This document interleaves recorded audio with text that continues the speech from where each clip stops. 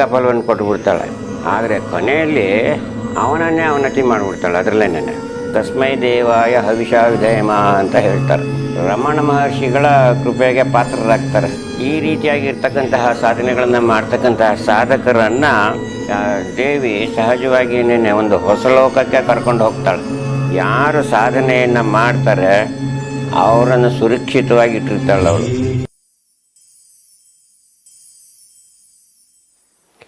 ವೀಕ್ಷಕರೇ, ಇದುವರೆಗೂ ವಿಶ್ವಪ್ರಿಯ ಚಾನಲ್ನವರು ನನ್ನ ಗುರು ಪರಂಪರೆಗಳು, ನಾನು ಯಾವ್ಯಾವ ವಿದ್ಯೆಗಳನ್ನು ಯಾರ್ಯಾರ ಹತ್ರ ಹೇಗೆ ಅಂತ ಹೇಳಿ ನನ್ನ ಗುರುಗಳ ಬಗ್ಗೆ ಎಲ್ಲ ಕೇಳಿದರು. ಅದರ ಬಗ್ಗೆ ನಾನು ಸಾಕಷ್ಟು ವಿಚಾರಗಳನ್ನು ಹೇಳಿದ್ದೇನೆ. ಕೆಲವು ವಿಚಾರಗಳನ್ನು ಸಹ ಮಾಡಿ ತೋರಿಸಿದ್ದೀನಿ. ಈಗ ಮತ್ತೆ ಪುನಃ ನಾನು ಇದಕ್ಕೆ ಏನು ಹೇಳಬೇಕು ಅಂತ ಹೇಳಿದ್ರೆ, ಈ ಶ್ರೀವಿದ್ಯೆ ಸಾಧನೆಯ ಬಗ್ಗೆ ನಾನು ಹೇಳೋದಕ್ಕೆ ಇಷ್ಟಪಡ್ತೀನಿ. ಈ ಹಿಂದೆನೇ ಶ್ರೀವಿದ್ಯೆ ಬಗ್ಗೆ ನಾನು ಹೇಳಿದ್ದೆ. ವಿಶ್ವಪ್ರಿಯ ಚಾನಲ್ನವ್ರು ನನಗೆ ಒಂದು ಅವಕಾಶ ಮಾಡಿಕೊಟ್ಟಿದ್ರು. ಅದರ ಬಗ್ಗೆ ನನಗೆ ಸಾಕಷ್ಟು ಕಮೆಂಟ್ಗಳನ್ನು ಸಹ ಅದರಲ್ಲಿ ಬಂದಿತ್ತು. ಅದಕ್ಕಾಗಿ ನಾನು ಎಲ್ಲ ಯೂಟ್ಯೂಬ್ ಚಾನಲ್ ವೀಕ್ಷಕರಿಗೆ ನನ್ನ ಹೃತ್ಪೂರ್ವಕವಾಗಿರ್ತಕ್ಕಂಥ ವಂದನೆಗಳನ್ನು ಸಲ್ಲಿಸ್ತಾ, ಇವತ್ತಿನಿಂದ ಮತ್ತೆ ಪುನಃ ನಾನು ಶ್ರೀವಿದ್ಯೆ ಬಗ್ಗೆ ನಾನು ಹೇಳ್ತೀನಿ. ಇದಕ್ಕೆ ಮತ್ತೆ ನನಗೆ ಅವಕಾಶ ಮಾಡಿಕೊಟ್ಟಿರ್ತಕ್ಕಂಥ ವಿಶ್ವಪ್ರಿಯ ಚಾನಲ್ನವ್ರಿಗೂ ಸಹ ನನ್ನ ಅಂತರಾಳದ ಹೃತ್ಪೂರ್ವಕವಾಗಿರ್ತಕ್ಕಂಥ ವಂದನೆಗಳನ್ನು ಸಲ್ಲಿಸ್ತಾ, ಈ ವಿಶ್ವಪ್ರಿಯ ಚಾನಲ್ಗೆ ಪ್ರತಿ ಸದಸ್ಯರಿಗೂ ಸಹ ವಂದನೆಗಳನ್ನು ಅರ್ಪಿಸ್ತಾ ಶ್ರೀವಿದ್ಯೆ ಸಾಧನೆ ಬಗ್ಗೆ ತಿಳಿಸ್ತಾ ಹೋಗ್ತೀನಿ. ಹಾಗೆ ಈ ಶ್ರೀವಿದ್ಯೆ ಈ ಎಪಿಸೋಡ್ಗಳನ್ನು ನೋಡಿ ಮತ್ತು ಈ ವಿಶ್ವಪ್ರಿಯ ಚಾನಲ್ಗೆ ಸಬ್ಸ್ಕ್ರೈಬ್ ಆಗಿ ಹಲವಾರು ವಿಷಯಗಳು ನಿಮಗೆ ಈ ವಾಹಿನಿಯ ಮೂಲಕ ತಿಳಿದು ಬರುತ್ತೆ. ಈಗ ಶ್ರೀವಿದ್ಯೆ ಸಾಧನೆ ಅಥವಾ ಶ್ರೀವಿದ್ಯಾ ವೈಭವ ಏನಪ್ಪ ಇದು ಹೀಗಿದ್ರೆ ಅಂತ ಹೇಳಿದ್ರೆ, ನಾನು ಇದಕ್ಕೆ ಮುನ್ನೋಡಿಯಾಗಿ ಏನು ಹೇಳಬೇಕಂತ ಹೇಳಿದ್ರೆ, ಮಹಾಮನುಸ್ತವ ಅಂತ ಇದೆ. ಮಹಾಮನುಸ್ತವ ಅಂತಹ ಏನಿದು ಮಹಾಮನುಸ್ತವ ಅಂತ ಹೇಳಿದ್ರೆ, ಇದು ಒಂದು ಕಾವ್ಯ ಅಂದರೆ ಪದ್ಯ ರೂಪಗಳಲ್ಲಿ ಇರ್ತಕ್ಕಂಥದ್ದು. ಇದನ್ನು ಬರೆದಿರ್ತಕ್ಕಂಥವರು ಮಹಾಮೇಧಾವಿಯಾಗಿರ್ತಕ್ಕಂಥ ಒಬ್ಬ ಮಹಾನ್ ವ್ಯಕ್ತಿ ಕಪಾಲಿ ಶಾಸ್ತ್ರಿಗಳು ಅಂತ ಹೇಳಿ. ಕಪಾಲಿ ಶಾಸ್ತ್ರಿಗಳು ಇದನ್ನು ರಚನೆ ಮಾಡಿದಾಗ ಅವರಿಗೆ 60 ವರ್ಷ. ಅವರ 60ನೇ ವರ್ಷದಲ್ಲಿ ಈ ಮಹಾಮನುಸ್ತವ ಅಂತ ಹೇಳ್ತಕ್ಕಂಥ ಒಂದು ಕಾವ್ಯವನ್ನು ರಚಿಸಿದ್ರು. ಅದು ಈ ಶ್ರೀವಿದ್ಯೆ ಬಗ್ಗೆನೇ ಇರೋದರಿಂದ ಅವರು ಈ ಶ್ರೀವಿದ್ಯಾ ಸಾಧನೆಯ ಬಗ್ಗೆ ಎಷ್ಟೊಂದು ಆಳವಾಗಿ ಅವರು ಅಭ್ಯಾಸ ಮಾಡಿ ನಿರಂತರವಾಗಿ ಅನುಷ್ಠಾನಗಳನ್ನು ಮಾಡಿ ಇಟ್ಕೊಂಡಿದ್ರು ಅನ್ನೋದನ್ನು ಇದರಲ್ಲಿ ನಾವು ನೋಡಬಹುದು. ಇವರು ಸಣ್ಣವರಿದ್ದಾಗ ಈ ಕಪಾಲಿ ಶಾಸ್ತ್ರಿಗಳಿಗೆ ಅವರ ತಂದೆಗಳಿಂದ ಇವರಿಗೆ ಉಪದೇಶ ಆಗುತ್ತೆ ಶ್ರೀವಿದ್ಯೆ. ಅಂದರೆ ಇವರಿಗೆ ಕಪಾಲಿ ಶಾಸ್ತ್ರಿಗಳಿಗೆ ದೇವಿನಲ್ಲಿ ಬಹಳವಾಗಿರ್ತಕ್ಕಂತಹ ನಂಬಿಕೆ, ಬಹಳವಾಗಿ ಆಳವಾಗಿ ಊರಿರ್ತಕ್ಕಂಥ ಒಂದು ನಂಬಿಕೆ ಇತ್ತು ಅಂತ ಹೇಳಿದ್ರೆ, ಇವರಿಗೆ ಒಂದು ರೀತಿಯಾಗಿರ್ತಕ್ಕಂಥ ಒಂದು ಅವಿನಾಭಾವ ಸಂಬಂಧ ದೇವಿ ಮತ್ತು ಕಪಾಲಿ ಶಾಸ್ತ್ರಿಗಳ ನಡುವೆ ಇರ್ತಕ್ಕಂಥ ಒಂದು ಸಂಭವ, ಒಂದು ಭಾವ ಏನಿದೆ, ಸಂಬಂಧ ಬಹಳ ಆಳವಾಗಿತ್ತು ಅಂತ ಹೇಳ್ಬೋದು. ಈ ಶ್ರೀವಿದ್ಯೆ ಅವರು ಅಭ್ಯಾಸ ಮಾಡ್ತಾ ಇರ್ತಕ್ಕಂತಹ ಸಮಯದಲ್ಲಿ ಇವರಲ್ಲಿ ಬೇಗ ಕ್ಷಿಪ್ರವಾಗಿ ಬದಲಾವಣೆಗಳು ಆಗ್ತಾ ಬಂತು. ಈ ಶ್ರೀವಿದ್ಯೆ ಕಲಿತಿದ್ರಿಂದ ಈ ಕಪಾಲಿ ಶಾಸ್ತ್ರಿಗಳ ಮೊದಲನೇ ಗುರು ಯಾರಪ್ಪ ಅಂದರೆ ಕಾವ್ಯಕಂಠ ವಾಸಿಷ್ಠ ಗಣಪತಿ ಮುನಿಗಳು ಅಂತ ಹೇಳಿ. ಕಾವ್ಯಕಂಠ ವಾಸಿಷ್ಠ ಗಣಪತಿ ಮುನಿಗಳು ಅಂತ ಹೇಳಿ.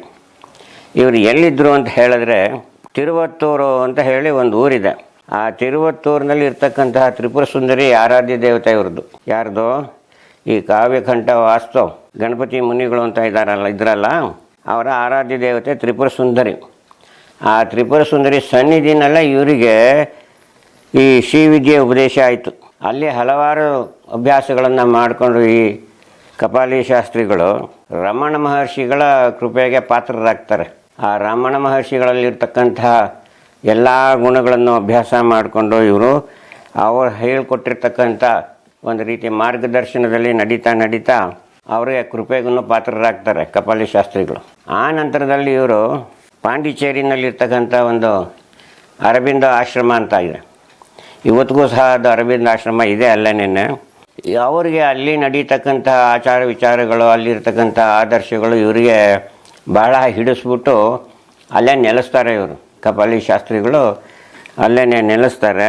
ಅಲ್ಲಿ ಬರೀ ಶ್ರೀವಿದ್ಯೆ ಮಾತ್ರ ಅಲ್ಲ, ಅವರು ಅದರ ಆಳವಾಗಿರ್ತಕ್ಕಂಥ ಅದರ ಮಹತ್ವವನ್ನು ತಿಳಿದು ಅಲ್ಲೇ ಅಭ್ಯಾಸ ಮಾಡಿ ಅವಳನ್ನು ಹೊಲಿಸ್ಕೊಳ್ತಾರೆ. ಅಲ್ಲಿ ಅರವಿಂದ ಆಶ್ರಮದಲ್ಲಿ ಅವರು ಅಭ್ಯಾಸ ಮಾಡಿ ದೇವಿಯನ್ನು ಹೊಲಿಸ್ಕೊಳ್ತಾರೆ.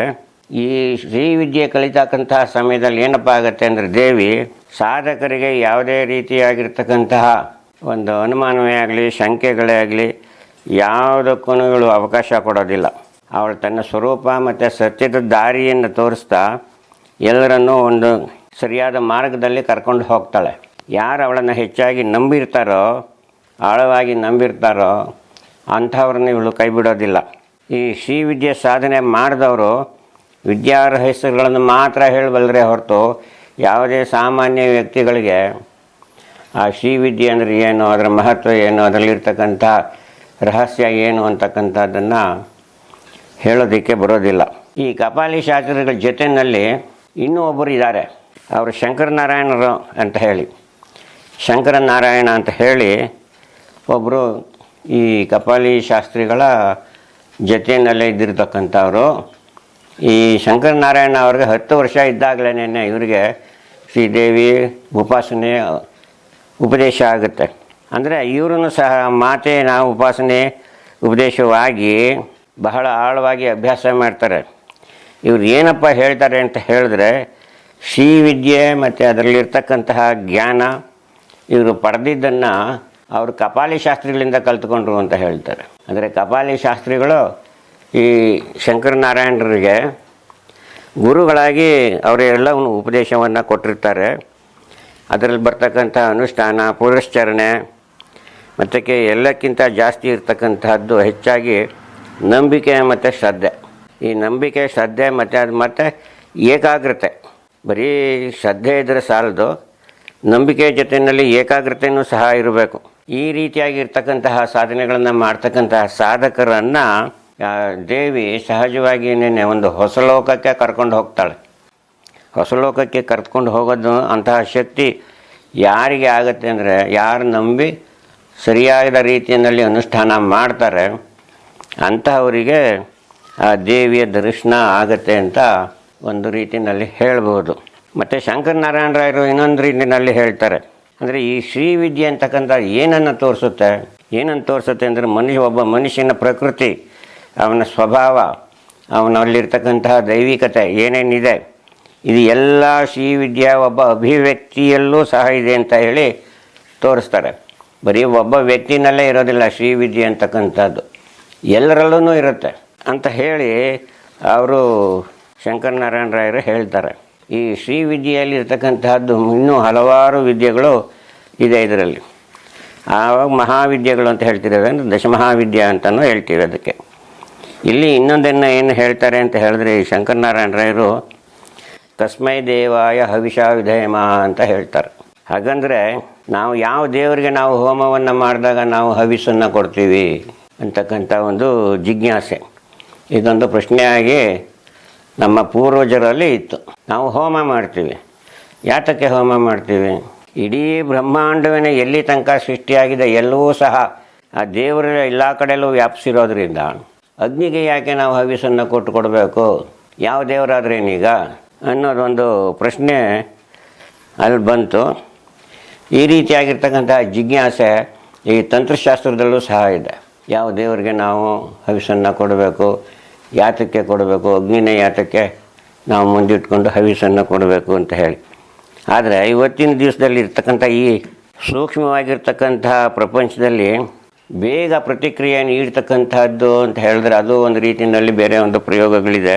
ಮತ್ತು ಆ ಪ್ರಯೋಗಗಳಲ್ಲಿ ಕ್ಷುದ್ರ ದೇವತೆಗಳು, ಮಾರಕ ದೇವತೆಗಳಿರ್ತಾರೆ, ಕ್ಷುದ್ರ ದೇವತೆಗಳಿರ್ತಾರೆ.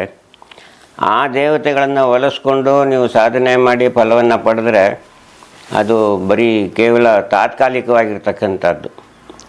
ಅದಕ್ಕೆ ಕ್ಷಿಪ್ರವಾಗಿ ನಿಮಗೆ ಫಲವನ್ನು ಕೊಟ್ಟುಬಿಡ್ತಾಳೆ. ಎಲ್ಲ ರೀತಿಯಲ್ಲೂ ನೀವೇನು ಕೇಳ್ತೀರಿ ಎಲ್ಲವನ್ನೂ ಬಯಸ್ತಾಳೆ, ನೀವೇನು ಕೇಳ್ತೀರಿ ಅದನ್ನೆಲ್ಲವನ್ನೂ ಮಾಡ್ತಾಳೆ. ಅದರ ಕಡೆಗೆ ನಿಮಗೆ ಒಲವನ್ನು ತೊಗೊಂಬಂದು ಕೊಡ್ತಾಳೆ, ಮಾಡಿ ಅಂತ. ಕೊನೆಗೆ ಆ ಒಲವಿಂದನೇ ಅವನ ಅವನತಿಯನ್ನು ಮಾಡ್ತಾಳೆ.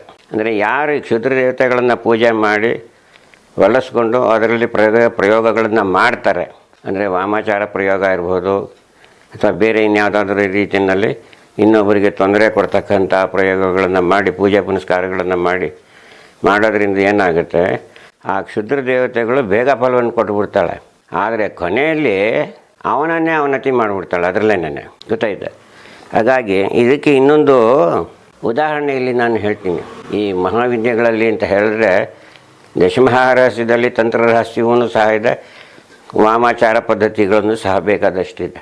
ಇದರಲ್ಲಿ ಯಾತಕ್ಕೆ ಹೇಳ್ತೀನಿ ಅಂದರೆ, ಯಾರು ಈ ಕ್ಷುದ್ರ ದೇವತೆಗಳನ್ನು ಒಲಿಸ್ಕೊಂಡು ಕೆಲಸ ಕಾರ್ಯಗಳನ್ನು ಮಾಡಿ ಅದರಿಂದನೇ ಅವನತಿ ಆಗ್ತಾರೆ ಅನ್ನೋದಕ್ಕೆ ಇದನ್ನು ಯಾತಕ್ಕೆ ಹೇಳ್ತೀನಿ ಅಂದರೆ, ಈ ದುಷ್ಟಶಕ್ತಿಗಳಿಂದ ನಾವು ಫಲವನ್ನು ಪಡೆಯಬಹುದು, ಕ್ಷಿಪ್ರವಾಗಿ ಬೇಗ ಸಿಗುತ್ತೆ. ಆದರೆ ತಾತ್ಕಾಲಿಕ, ಅದು ಪರ್ಮನೆಂಟ್ ಆಗಿರ್ತಕ್ಕಂಥದ್ದಲ್ಲ. ಈ ಪ್ರಯೋಗಗಳನ್ನು ಮಾಡಿದವ್ರಿಗೆ ಅವ್ರಿಗೆ ಆಯಸ್ಸು ಸರಿ ಇರಲ್ಲ.